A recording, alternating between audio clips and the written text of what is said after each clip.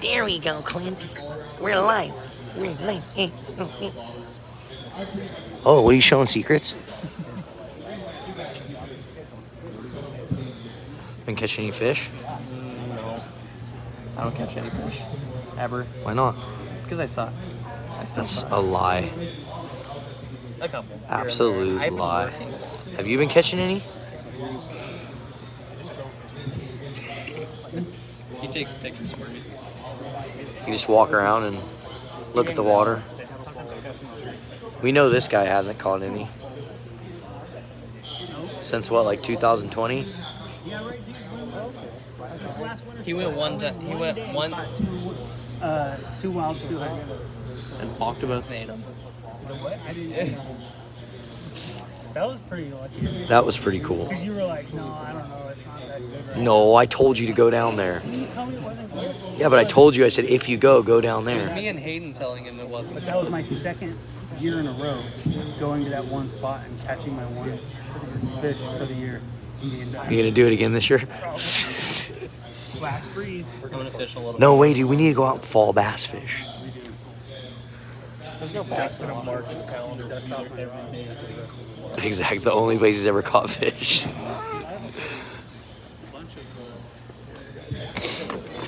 We were fishing. That's one of them.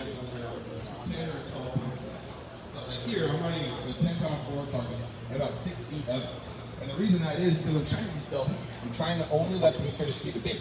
So as I gauge my depth, which I'll go into a little bit more, as I gauge my depth, I'm going to account for that split shot right here dead center. So I got 6 foot a leader. This is actually, I can tell, this is an 8-pound fluorocarbon. Actually, I was going super light. But 8 to 10, 12 pounds works great. But 6 feet of it, because what's going to happen again is the shape that this is sitting in. I'm going to try my little holder again. All right.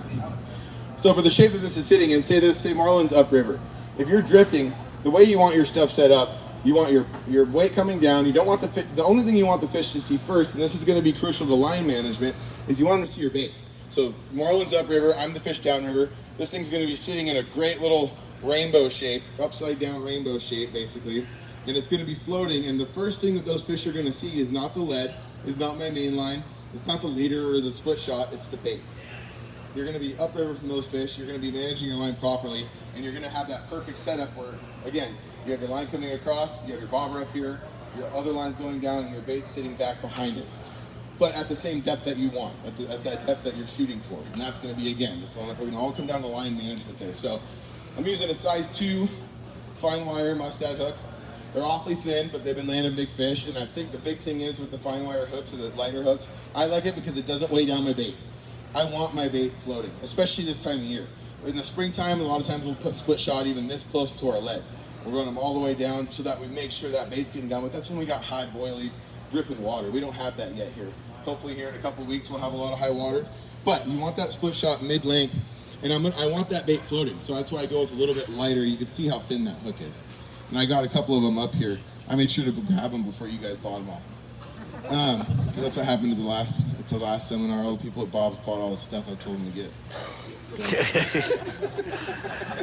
Yeah, it worked great. Not for me though. Anyways, that's the setup right there. Any questions so far? Really? Just kidding. I love you, man. Oh, okay. It's gonna be a dumb one. I thought you were gonna say never mind. What's your chance? You blew it. What? Slide this super up and down the line. Does it fray the line? I don't know what's going on. Now it does. I don't crimp mine. I mean, I do pinch them down pretty hard. You know, I get them to stay. But throughout the casting and throughout the day, what happens is your line gets worn, and especially like if you have a leader that goes more than a day. And as we're guiding, if it doesn't break and it's not frayed, I don't change it. You know what I mean? You mean to like play with it? He's asking if whether or not it's important to slide that split shot up and down. I think so. If I'm like to speed of water, I'll say that much. If I'm fishing a hole that's pretty deep, it's very slow and it's clear, I'm going to slide that split shot down a little bit just to make sure even more that those fish are not going to see my main line or that big lead or anything that might spook them. No, I mean, like you can see right now how easy this one's sliding. Okay, so you don't trip it down. And I'll probably put a new leader on tomorrow, but that's fine. No, I wouldn't change it unless I knew it was messing it up. And you can tell pretty easily. And again, I use like a size 7 split shot. It's pretty small. But when the water gets higher, you can totally forget about this long leader stuff and this setup. You can go with a 2-foot long, 3-foot long leader and a hook with your beta eggs. So, what you're putting on the end of this stuff, I'm gonna get into fishability after we talk a little bit about bait. But like really, so I have to ask. Yeah, exactly. Perfect. Thank you. I needed that. When we're talking about bait, go ahead.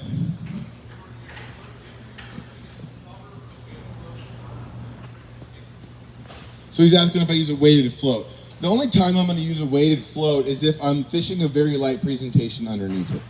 And so with this being the case, I have a 2-ounce bobber on here and the split shot and the eggs. I'm not going to need a weighted. I got plenty of weight on here. Sometimes maybe even too much for the rod that you have. You know what I mean? So weighted bobber is going to be the only time we really touch. I've actually never bought a weighted bobber, I'm not going to lie. Those balsa floats are weighted, obviously, but it's more for balance. But I know what you're talking about, like the 𝗛𝗣𝗥𝗘𝗔𝗗 ones with the little piece of lead on the bottom of them and stuff. That's more so if you're fishing a presentation that's not going to have enough weight below your bobber to have it properly work. It's not going to sit straight up and down correctly. Go ahead.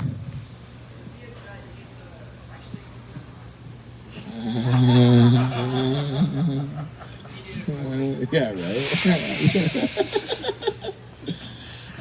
Okay, where was I? Oh, bait. You should have said never mind. Yeah, never mind. Go ahead.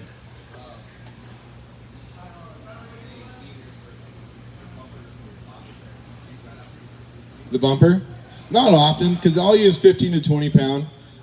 Again, my test, when I'm on the fly and I'm going and working, I got a guide in the morning, so tonight when I go over my gear, I'm going to grab the end of each swivel and the end of the hook, and I'm going to give it the pull test, and if it breaks, I'm going to go through and probably change them all.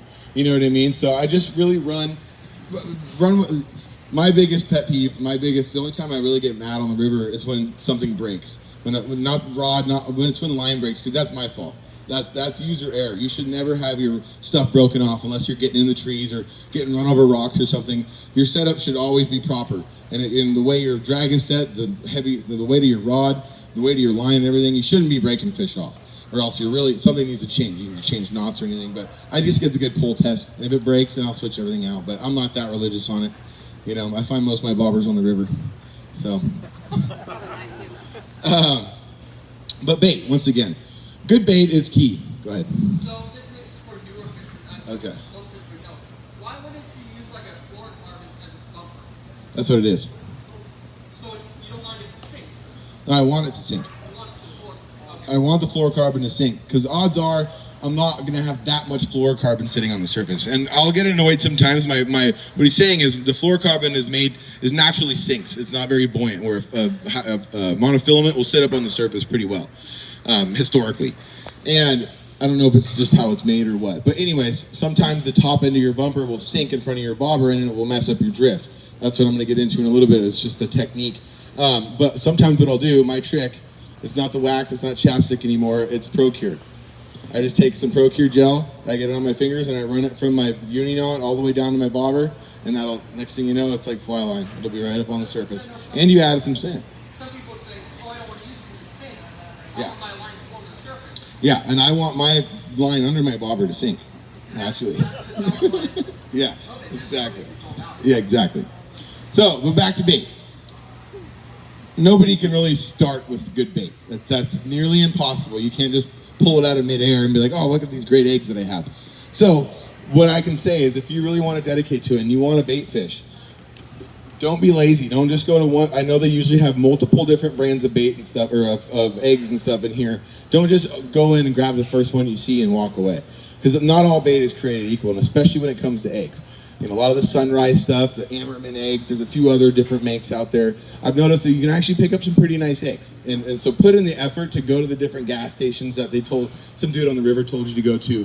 Or come in here and look into each little carton. Don't open them up, of course, but look in the carton, make sure you got good berries, make sure they look good, because that's your building block. From there, you're going to be able to catch a hen, and then you're going to be able to go and cure those eggs.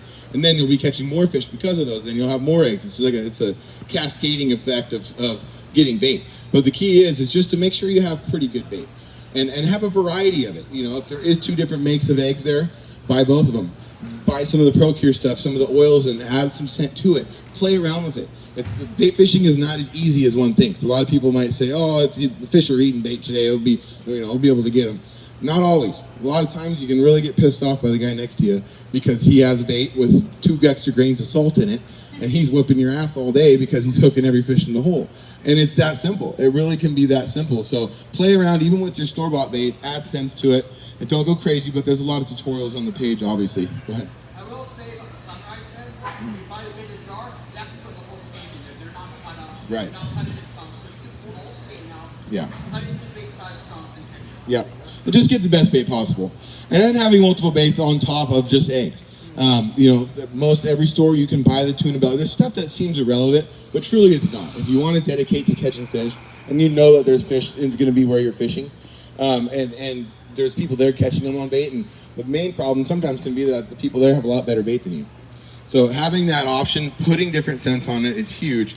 I know Cameron